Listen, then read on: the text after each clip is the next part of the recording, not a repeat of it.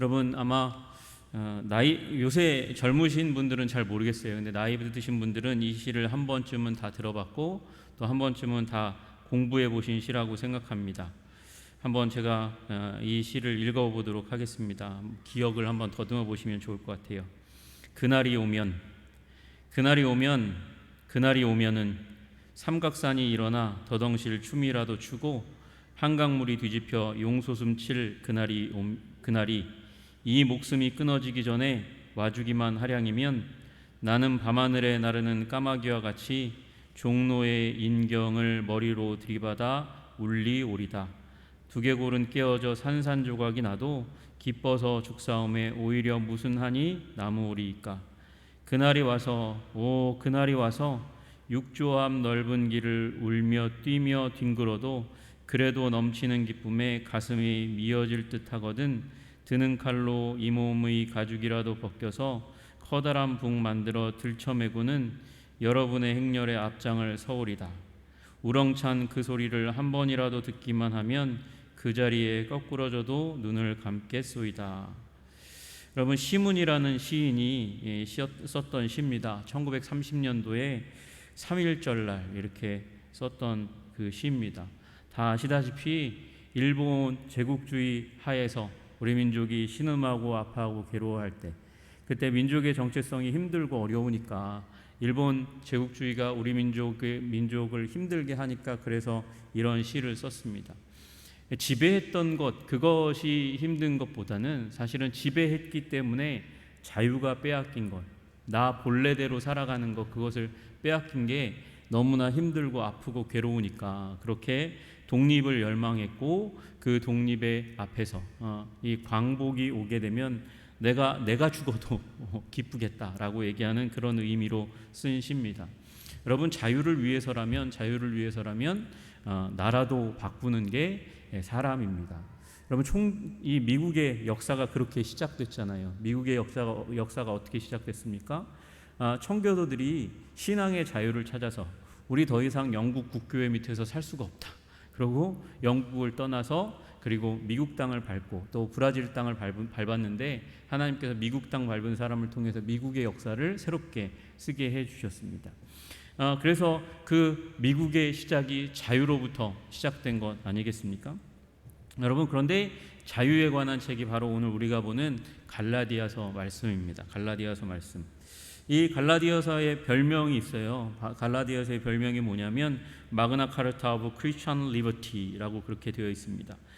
기독교 자유의 대헌장이다, 이렇게 불리우는 책입니다. 왜 이렇게 불리우게 됐냐면 루터 때문입니다. 루터가 그가 종교개혁을 1517년에 이렇게 일으켜 가는데, 그때 그가 주로 강의했던 말씀이 갈라디아서입니다. 그래서 루터가 뭐라고 얘기했냐면 나는 갈라디아서와 결혼했다, 갈라디아서는 내 아내다, 이렇게 얘기할 만큼 루터가 종교개혁의 시기 가운데 이 갈라디아서를 옆에 끼고 갈라디아서를 강해하고 가르치고 종교개혁에 오직 믿음으로 그 복음의 진리를 드러내고 나아가는데 굉장히 큰 힘이 되었습니다. 1516년부터 1517년까지 비텐베르그 대학에서 갈라디아서를 강해했고요. 처음 강해했고 그걸 가지고 1919년에 출판했습니다. 종교개혁이 1517년이니까 갈라디아서를 강해하다가 이제 종교개혁 비텐베르그 성당 가운데 이제 95개조 반박문을 붙이면서 시작된 거거든요. 그리고 그걸 1531년 칭의의 교리가 진리가 약화되고 있음을 염려하고서 다시 갈라디아서를 강해하기로 결심하고, 그리고 40일에 걸쳐서 7월부터 12월까지 그렇게 강해를 했고, 그걸 다시 한번 손으로 정리해서 1535년 갈라디아서를 라틴어로 그렇게 출간했습니다. 이 1535년에 출간된 이 갈라디아서가 이 종교개혁, 우리가 얘기하는 개신교의 시발점이 된 거죠. 여러분, 영문학은 셰익스피어에 의해서 시작되었다고 얘기한다면 그 마틴 루터에 의해서 기독교의 종교개혁이 시작되었고, 그 종교개혁은 다름 아니라 우리가 알고 있는 바울의 갈라디아서, 그것을 품에 품은 이 루터라는 사람으로부터 시작된 것이죠. 그래서 패커라는 분이 계세요. 페커라는 분이 이 복음주의 신학자 중에서 이제는 나이가 많이 이제 드셨는데, 그분이 뭐라고 얘기하시냐면 이 루터의 갈라디아서를 향해서 이 책은 어떤 신학자가 말한 것보다 아름답고 강력한 칭의의 찬가를 부르는 책이다, 이렇게 강조를 하면서 이 루터의 갈라디아서를 굉장히 많이 강조했습니다. 여러분 잘 아시는 철로 역정의 저자 존 버년 같은 분은 이렇게 얘기했습니다. 내가 읽은 책들 중에 성경을 제외하고 루터의 갈라디아서 강해가 단연 최고다. 상처받은 영혼에게 가장 필요한 책이다, 이렇게 얘기했습니다.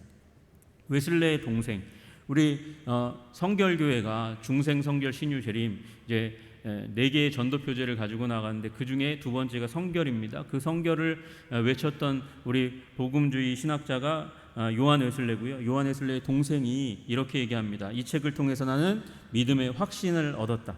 내게 구원의 복을 준 잊을 수 없는 책이 바로 루터의 갈라디아서다, 이렇게 얘기했습니다. 그러나 여러분, 우리가 잊지 말아야 될 한 가지 사실이 있어요. 루터의 갈라디아서 강해가 그렇게 탁월한 책이 된 이유는 갈라디아서가 위대한 책이기 때문에 그래요. 갈라디아서가 힘 있는 책이기 때문에 그래요. 여러분, 이 바울이 쓴 저작 중에서 아주 뛰어난 책 중에 하나가 로마서입니다. 로마서가 복음에 대해서 굉장히 잘 이렇게 써서 우리들에게 설명해 주고 있습니다. 그런데 이 로마서의 축약판, 제2의 로마서가 바로 갈라디아서라고 부르는 거예요. 특별히 갈라디아서는 이 갈라디아 교회가 겪고 있는 문제에 대해서 아주 강력하게 이제 복음의 진리로 변호하는 그런 책입니다. 어떤 일이 일어났나? 여러분, 어떤 일이 일어났냐면 지금 이 거짓 교사들에 의해서 갈라디아 교회가 흔들리게 되는 일이 일어났기 때문에 사도 바울이 이 갈라디아서를 썼고, 이것으로 말미암아 갈라디아 교회가 다시 진리 가운데, 올바른 복음 가운데 서기를 원하는 마음으로 그렇게 강력하게 이 복음서를 써 내려갔습니다. 여러분, 이 저자 바울이 먼저 하는 일은 뭐냐면 저자인 자기 자신이 어떤 사람인지를 갈라디아 교회에 다시 한번 생각나게 하는 것으로 오늘 이 갈라디아서 1장 1절이 시작되는 거죠. 사람들에게서 난 것도 아니고 사람으로 말미암은 것도 아니요 오직 예수 그리스도와 그를 죽은 자 가운데서 살리신 하나님 아버지로 말미암아 사도된 바울은, 이렇게 시작하고 있습니다. 1장 1절이 그렇게 시작돼요. 여러분, 바울의 정체성 딱 한마디로 얘기한다 그러면 사도다, 이렇게 얘기하고 있어요. 사도라는 말을 우리가 너무 많이 들어왔잖아요. 근데 이 사도라는 말의 원래 본 뜻은 보냄받은 자라는 뜻입니다. 보냄받았다는 거예요. 여러분, 보냄받았다는 건 뭐냐면 심부름꾼이라는 것을 의미하는 거죠. 아무리 멋있는 말로 이렇게 형용을 해도 중요한 건 심부름꾼이라는 거예요. 중요한 건 그를 보낸 분이 누구냐가 더 중요한 것이죠. 나는 보냄받은 사람이다. 나는 심부름꾼이다. 근데 나를 보내신 이가 누구냐 하면 예수 그리스도 그리고 하나님 아버지다, 이렇게 이야기하고 있습니다. 여러분, 사도 바울이 자기 자신을 이렇게 형용할 수 있는 많은 말들이 있어요. 내가 다소 사람이다 라고 얘기할 수 있죠. 지금 터키와 레바논의 국경 사이에 있는 도시 다소, 거기에서 출생한 사람입니다. 나의 출신 지역을 얘기할 수도 있고요. 또 나의 민족이 이스라엘 베냐민 족속이니까 베냐민 족속입니다, 이렇게 얘기할 수 있고요.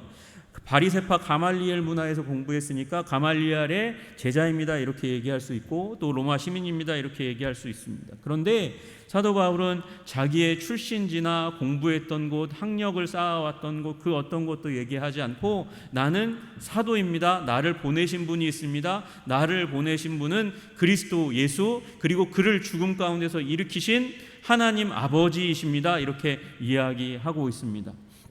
여러분, 중요한 것은 바울이 그렇게 이 모든 나머지 6장에 걸친 모든 이 서신의 내용을 쓴 기초가 뭐냐? 예수께서 나를 보내셨다. 아버지 하나님께서 나를 보내셨다.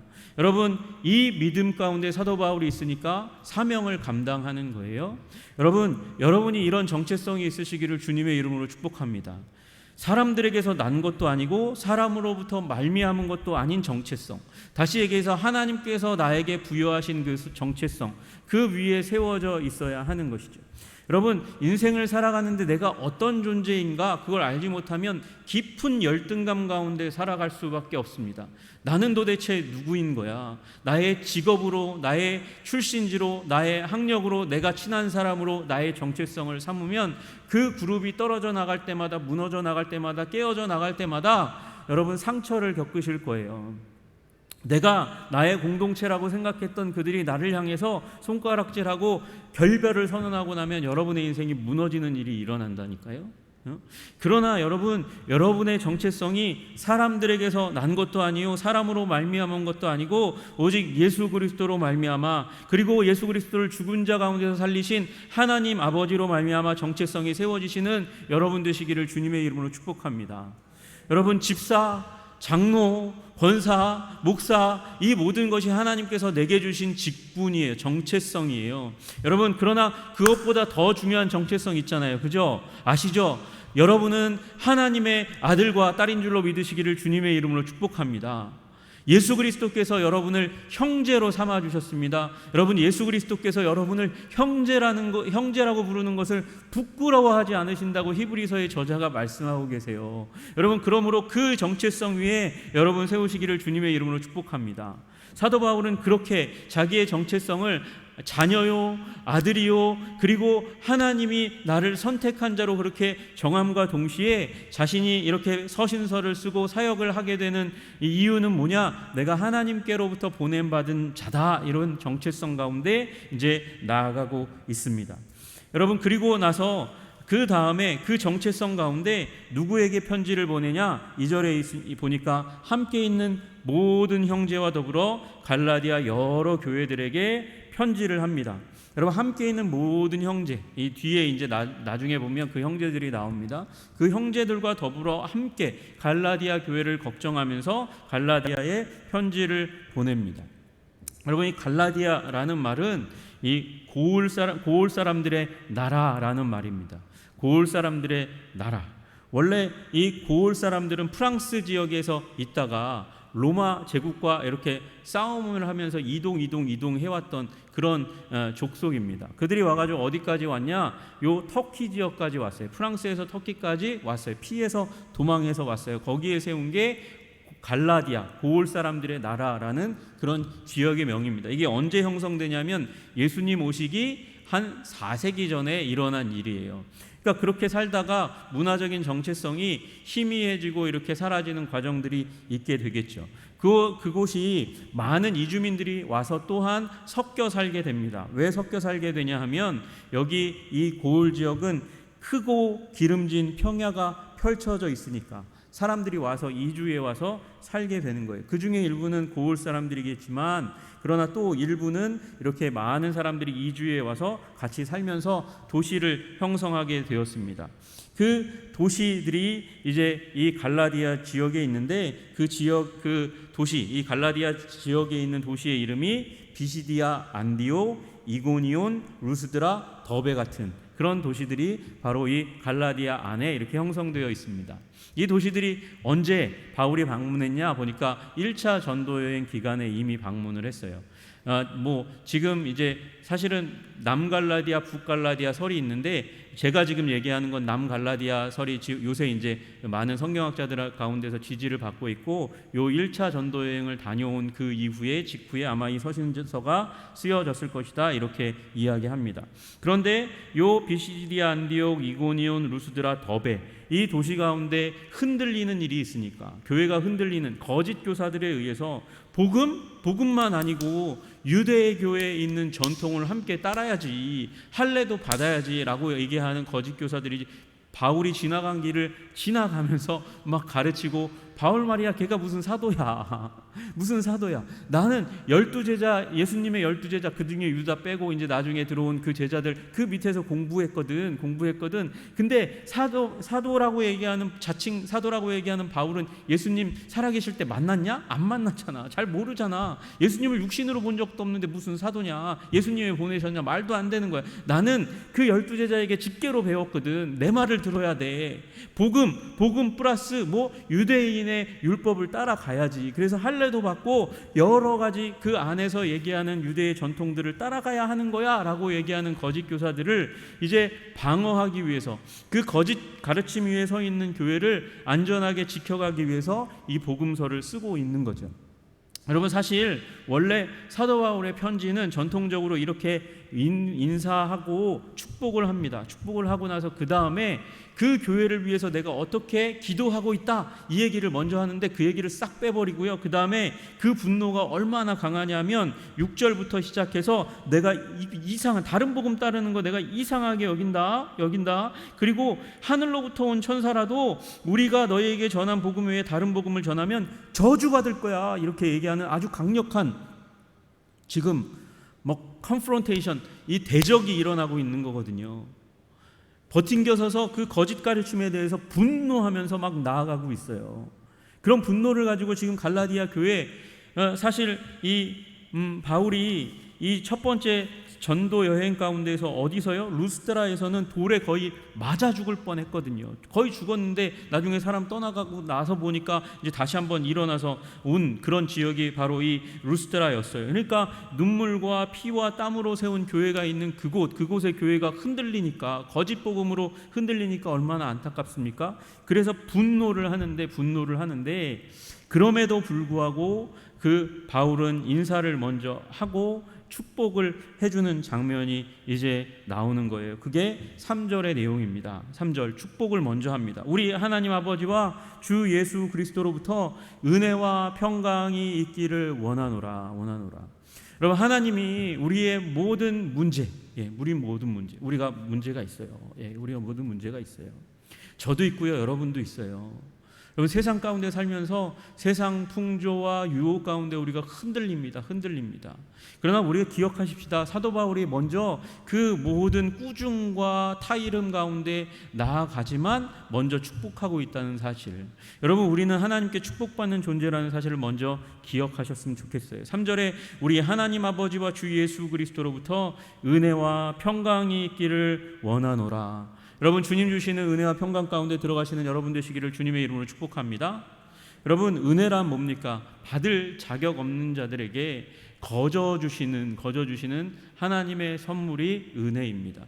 받을 자격이 없어요. 나는 받을 자격이 없는데 하나님께서 거저 주시는 선물과 같은 것이 은혜라는 거예요. 여러분, 이 은혜는 어디서부터 옵니까? 예수 그리스도로 말미암아 하나님으로부터 오는 모든 것을 은혜라고 얘기할 수 있는데 우리는 그것을 누릴 자격이 전혀 없는 자들이에요. 받을 자격이 없어요. 그런데 하나님께서 거저 주세요. 거저라는 말에는 공짜로라는 말이 있어요. 공짜로라는 말을 이렇게 쓰면 어떤 느낌이 오냐면 되게 값싼가 보다. 그러니까 공짜로 주지. 공짜로 드립니다. 이렇게 얘기하는, 시장에 이걸 사면 이걸 공짜로 준다 이렇게 얘기하면 되게 값싸 보이잖아요. 그러나 여러분, 그건 값싸기 때문에 거저 주시는 것이 아니고, 그죠? 아니고 우리가 그 어떤 희생을 치른다 할지라도 살 수 없는 것이기 때문에 거저 주시는 거예요.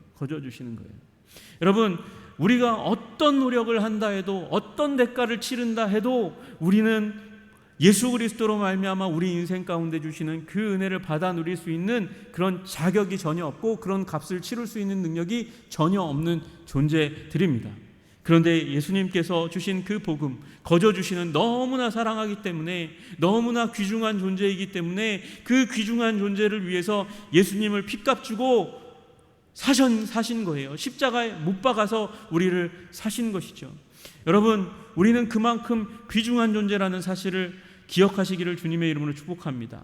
받을 자격이 없는데, 여러분, 귀중한 존재임과 동시에 아주 비천한 존재예요. 받을 자격이 전혀 없는 비천한 존재인데 예수 그리스도를 십자가에 못 박아 죽이시면서 우리에게, 받을 자격 없는 우리에게 너무나 값진 그 복음을 거저 주신 것이죠. 선물로 주신 것입니다. 그렇기 때문에 우리는 너무나 귀중한 존재예요. 이 두 가지 양극단을 꽉 잡으셔야 돼요. 나는 비천한 존재입니다. 그러나 동시에 하나님께서 예수 그리스도를 죽이시기까지 그렇게 나를 사랑한 존재입니다. 이 두 가지 가운데 있어야 비천한 가운데, 열등감 가운데, 비하 가운데 들어가지 않고요, 그 가운데 있어야 우리가 교만 가운데 다른 사람을 우리보다 낮은 자리에 두고 멸시하는 그 가운데 들어가지 않는 거죠. 여러분, 그 복음이 우리들 가운데 주어졌습니다. 하나님이 너무 사랑하셔서 우리에게 은혜로 그 복음을 우리에게 주셨습니다. 그리고 그 복음이 들어가면 무슨 일이 일어나냐면 평강이 임하게 되는 줄로 믿으시기를 주님의 이름으로 축복합니다. 여러분, 평강이라고 딱 얘기하니까 무슨 느낌이 오냐면 마음이 편해라는 생각을 하실지 모르겠어요. 여러분, 그러나 이건 마음이 편한 상태가 언제 오냐 이게 더 중요합니다. 여러분, peace with God이라는 말이 있어요. peace with God. 하나님과 더불어 화평을 누려라. peace가 평강을 의미하는데 평화를 누리라.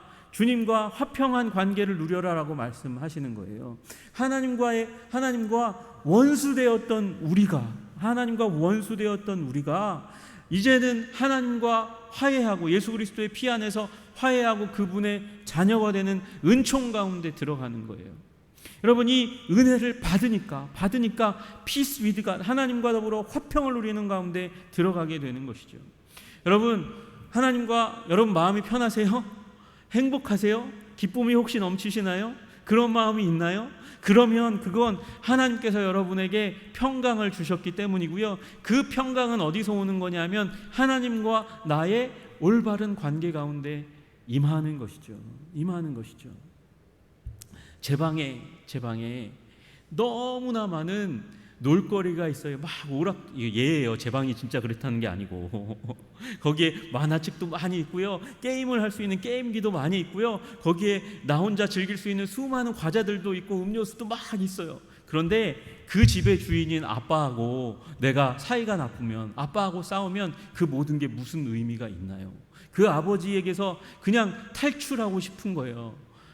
아버지가 나를 향해서 어마어마한 진노를 쏟아부으면서 욕을 한다면 그 아버지로부터 떠나고 싶은 게 아들의 마음이 되는 거죠. 세상에서 나를 가장 사랑해야 될 그분이 나를 향해서 지금 적의를 품고 있다. 그러면 그 집은 궁궐이라 할지라도, 아무리 좋은 곳으로 가득 차 있다 할지라도 그곳은 지옥인 거예요. 왜요? 아버지와 화평한 관계 가운데 있지 않으니까. 여러분, 그러나 예수님께서 복음을 예수 그리스도 안에서 하나님이 주시면 우리는 peace with God, 하나님과 더불어 화평을 누리게 되는 줄로 믿으시기를 주님의 이름으로 축복합니다. 여러분, 인류가 언제 문제가 됩니까? 이 하나님과의 화평한 관계, 좋은 관계가 깨어지니까 누구를 향해서 지금 내 뼈 중에 뼈요, 내 살 중에 살이라고 얘기하면서 그렇게 하나님이 주신 배우자를 기쁘게 받아들였던 아담이 하나님이 주신 저 여자 때문에 제가 선악을 알게 하는 나무의 열매를 먹었거든요. 이거 다 주님 탓이거든요. 이렇게 얘기하는 거예요. 뭐예요? 지금 핑계를 저 사람에게 대면서 하나님을 욕하고 있는 거거든요.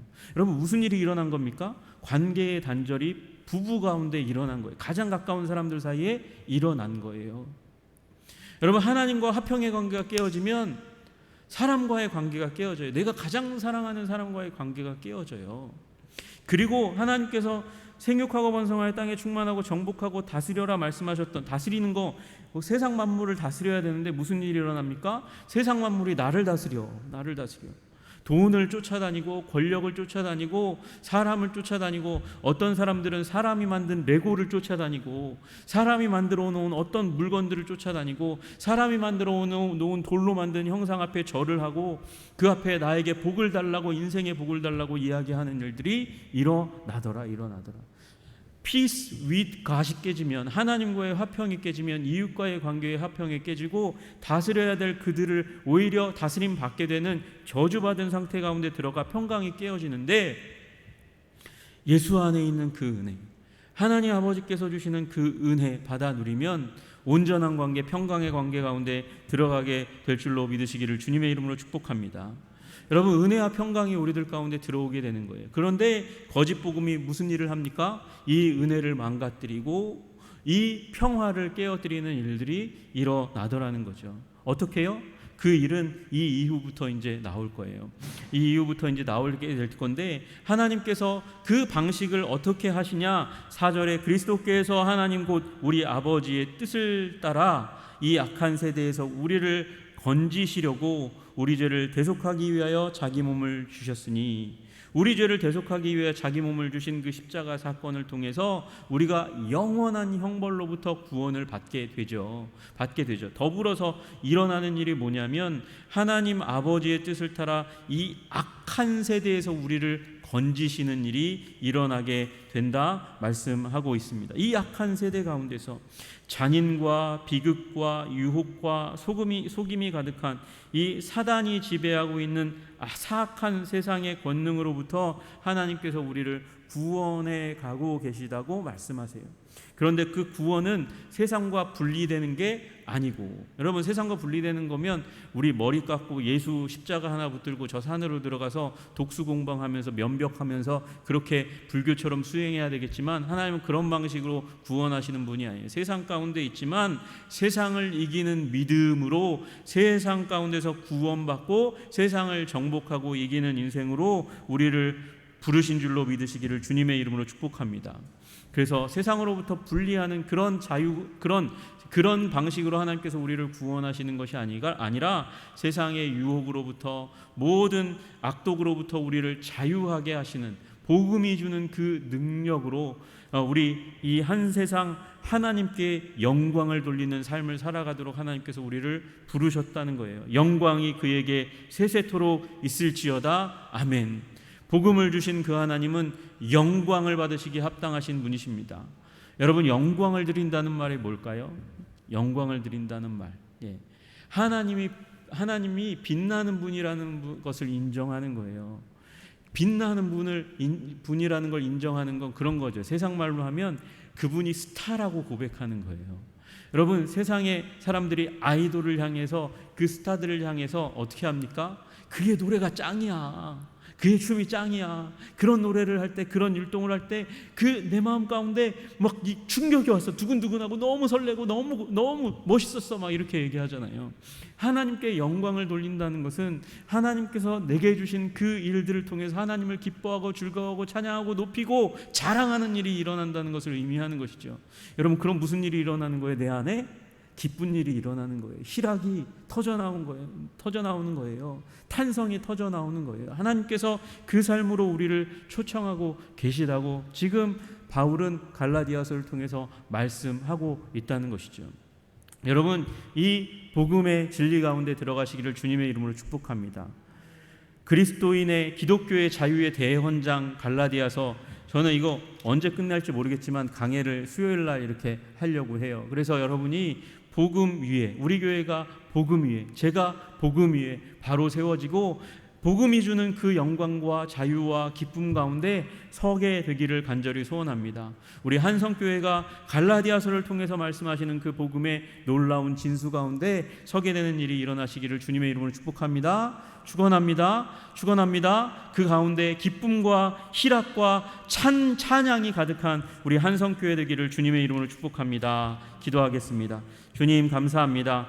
갈라디아서 강해를 이제 시작하려고 하는 그 가운데 먼저 인사말로 시작을 했습니다. 사도 바울이 그렇게 간단하게 인사말로 시작하지만 그 안에 하나님의 놀라운 은혜와 평강이 있음을 발견하게 됩니다.